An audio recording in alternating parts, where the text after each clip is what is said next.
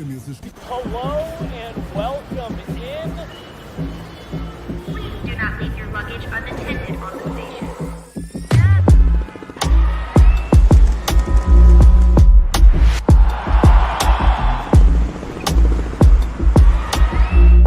Welcome to the show. All right, welcome back. Second intermission. Jesse Montano, Meghan Angley, Guerilla Sports Off Ice. Intermission report. Not the way the Avs wanted to finish that off. Took a 3-0 lead at one point, but 2 goals in the latter half of the second period for the Pittsburgh Penguins make this one interesting heading into the third, Megan. For me, special teams are the story of that period. Your thoughts on the second frame? A goal for the Avs, 2 goals for the Penguins.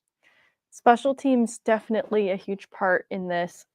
I sort of granted the power play some allowances in the first period, like, well, they're getting it done 5v5, so hard to complain. And, you know, they add a goal, so they're still getting it done 5v5, but obviously discipline becomes an issue going into that second period, even with another Mikko Rantanen goal at the top of it.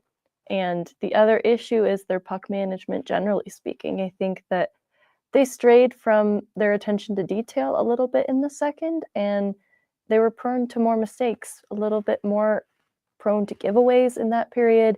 And that points to just a little bit less attention to detail, which was so good in the first period. So not things that point to this game being completely away from them, but it's now a 1-goal difference. So they're going to have to get back to the basics of what brought them success in the first period and hopefully just stay out of the box at this point. This just needs to be a disciplined game in the third period.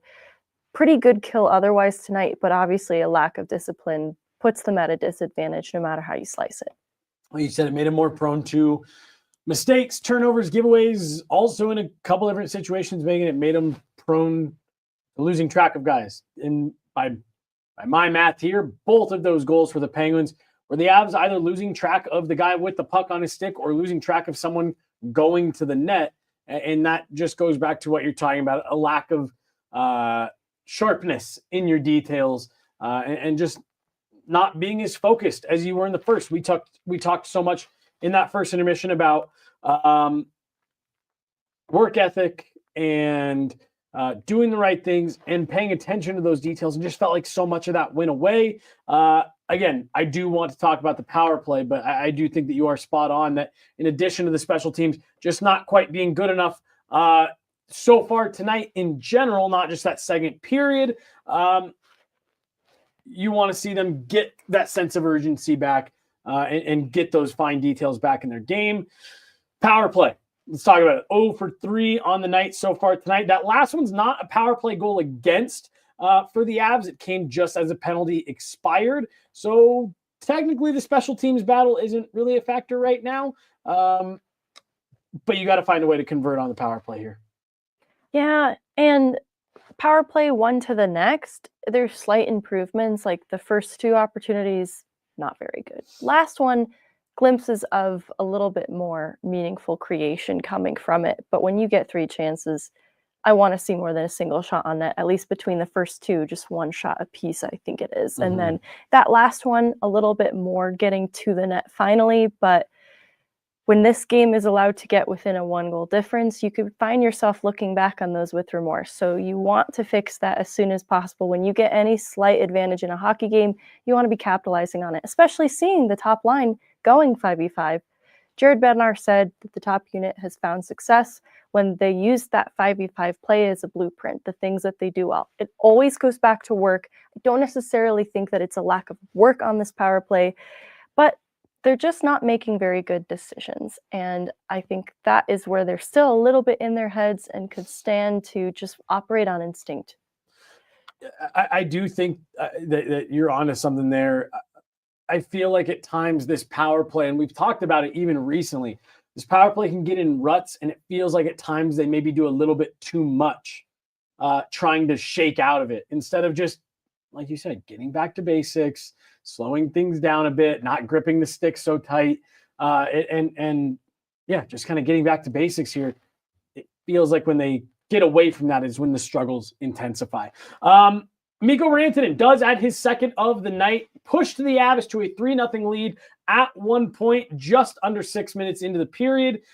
A nice pass from Calvin DeHaan to find him kind of deep. Was not an area I was expecting Mikko Rantanen to shoot from, but he did, and he found a little bit of daylight. Liked the pass a lot, Megan, and an even better shot. Mikko Rantanen was feeling it. You know, in talking about like 5v5 play being the blueprint, this goal is the blueprint because it starts with a McKinnon shot attempt that is stopped at the net, and Lehkonen hounds Beauvillier and strips him of the puck. At least, gets it away from him, and that's when DeHaan swoops in, gathers it, give a go between him and Rantanen, and then that pass from DeHaan to Rantanen. It's a great pass. It definitely escapes a few players who probably should have been defending that lane a little bit better. And Rantanen, that one-timer, that's where you see his game simplified. That's a classic Rantanen move operating from the bottom of the right circle. And I think the power play needs a little bit more of all of that. Resetting, recovering pucks too on failed opportunities, because that's just the nature of the PK. It's going to try to aggressively stop chances, and you want to be able to retrieve your pucks back to you and reset without that puck escaping your zone.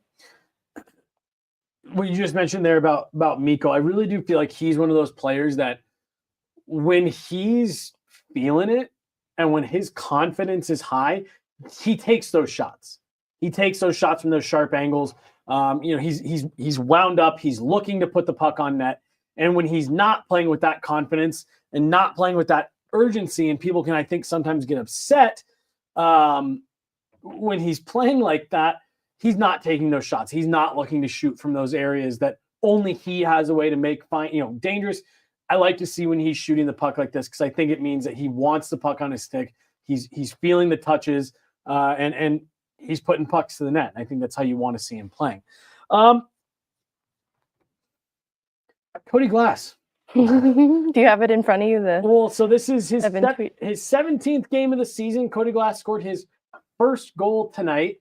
And why is the guy from Nashville's name completely escaping me right now? I know. Colton Sissons. Oh my gosh. Is Cody Glass the new Colton Sissons, Megan? Cody Glass has 7 goals per Evan Rowell. 7 goals in the last 2 seasons. 4 of them have come against the Avs. Cody Glass, get right games are against the Avs for him, I guess. They're opportunistic, at least this goal specifically. And it's not to take any credit away from him. I just think the Avs don't do themselves very many favors in their own end on this play specifically.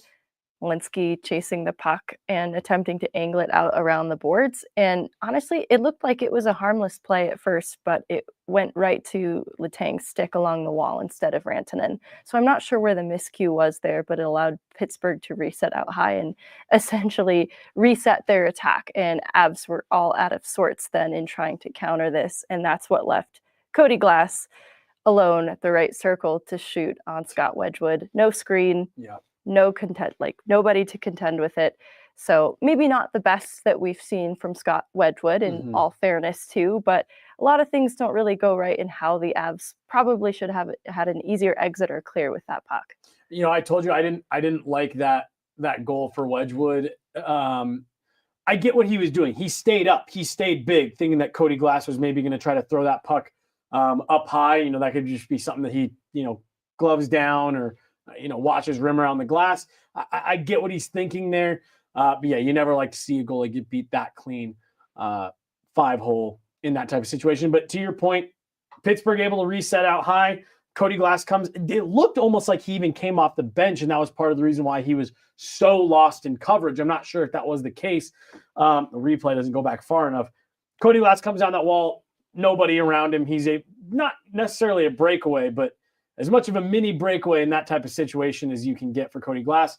And then it is just in the final few minutes, Megan, we mentioned that the Avs had killed a penalty. Good kill late in the period. Then with 18:53 of the second period, Erik Karlsson, nice pass, finds Michael Bunting out front. But again, it just seemed like the Avs maybe fell asleep for a moment. Didn't check Karlsson maybe as hard as they should have. And Michael Bunting alone in front, able to get a clean shot off. And just like that, it's 3-2. You liked the kill, but it seemed like they took their foot off the gas maybe for just a brief moment after that penalty expired. It's tough with the kill kind of late in the period. Then it probably is when they have their legs under them the least. And so at the expiry of the kill, I think that's why their defense in their own end to follow up with it was maybe lacking a bit. That Carlson pass is a great seam, and you're wondering if that lane could have been better defended. But I just do have to imagine there's a little bit of fatigue that sets in at that point and makes it difficult. And I just have to wonder then, if you had not been on the penalty kill, would that have been defended differently? And so that's where I go back to discipline being a really important factor for the team in the third period. Let's talk about the third period here, because it's a big third period. We talked about this a couple nights ago in New Jersey, that if you're going to close this team out, you got to take your game up another level here. I mentioned that after the first period. Felt like the Avs, for me, went kind of in the opposite direction there. Instead of ramping their game up, it seemed like they maybe eased off the gas a little bit.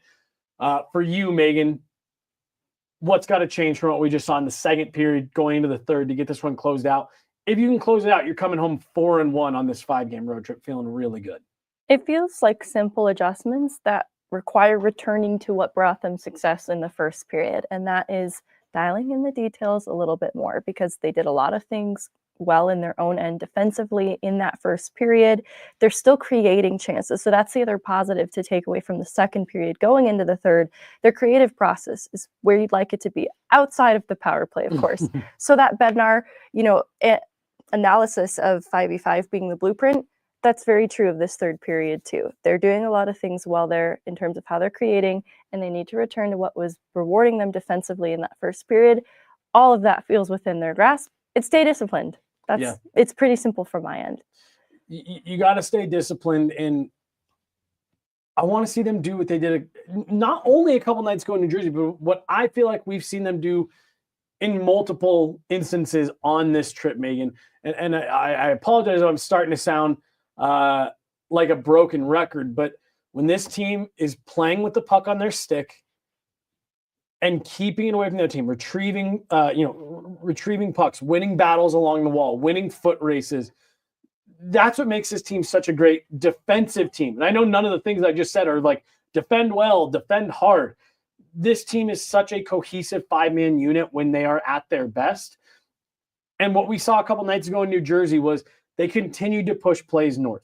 They continued to make creative plays. They continued to cycle the puck and get back hard, defend hard, support each other, talk, communicate. But all of it started with them sticking to their identity. I feel like this team gets, and this isn't exclusive to the Avs, this is a lot of teams, get themselves into trouble when they stray from their identity, when they break from what makes them successful. And I feel like that's a little bit of what we saw in that second period for the Avs, was so many things that they did really well in that first period that made Pittsburgh feel like really not much of a threat.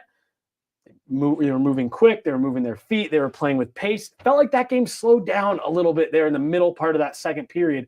And that's where Pittsburgh was really able to, in my opinion, kind of turn the tables a little bit and claw their way back into the game, was when the Avs weren't playing with the pace and speed that I thought they needed to, getting pucks up ice. I want to see them get back to their identity. And that's not just defending well, but that's continuing to play with the puck on your stick. And forcing the Penguins to be uncomfortable. I feel like they got away from that there in the second. I do too. And I think when you look at the goals for Colorado tonight, there was always hard work in the play sprinkled in. The second line has not been going tonight. So much so that I think Jared Bednar's even tinkering with it, putting Mikko Rantanen up there in Val Nichushkin's place just briefly. They still have yet to register a shot on net, with Ross Colton at least coming up with some attempts, but Casey and Val, a little bit of an off night. So I think this is where the top line does need a little bit more tertiary support. They're getting their goals in this game. So I'd like to see some secondary scoring in this game, whether that comes from lines 2 or 3 or the back end. I'll be happy with it, but I do think they're going to need some support from the rest of the guys. Megan, I feel like there's so much time where we talk about like, hey, well, the top guys were going tonight, so they didn't need. Are you seeing the chat? It's really cute, actually. I'm changing the name of my podcast to Line Changes in Lipstick. That's adorable. Did you see the original Bigly, what did you do? Pucks and Percocet. No, it's not Pucks and Percocet. I want to quote Goon, but it's like so inappropriate. We'll let it lie. You guys know the movie. You know the movie. Oh, what were you saying? Secondary scoring. Yes, Second I feel line like not going. There's so many nights where we say, hey, well, the top line was going. The elite players were doing their job, so you didn't need the depth scoring. Then we have games like the last game where the depth scoring was going and the top line didn't. It's like, well, you got the depth scoring. You didn't need your top guys. Togetherness. You're allowed to all be great. Togetherness. Yeah, we don't need a hero every single game. You can all be great together. So I'm with you. Be nice to maybe see Mikko cap off the hat trick. It's third of the season. It would be his third of the season. But yeah, if you get a little bit more support from your depth, whether that comes by the way of point production or by the way of being really strong defensively. I'm looking at that second line. Can you contribute on either end of the ice in a meaningful way here in the third period? This is a team that the Avs absolutely should be able to close out, but they're going to have to play better than they did in the second period. Yeah. Anything else? No. That's going to do it, guys. We'll be back post-game. Immediately as this game ends, you'll find us right here. All right. Pucks and Prosecco is coming soon. And then, as we've talked about with JJ, he's off doing some other work stuff. No, we still love JJ. He'll be back around at some point here. But for right now, JJ is out taking care of his own business. He'll be back at some point. But Pucks and Prosecco coming soon. She's got a couple things already banked for it, so we'll. There's just some logo stuff I needed to settle. Maybe I don't need a logo. It's just gonna be a picture of Megan for the podcast start. That's gonna do it. We'll be back after the game. Jesse Montano, Meghan Angley, John behind the glass. We'll talk to you guys here post game. Avs up 3-2 heading into the third.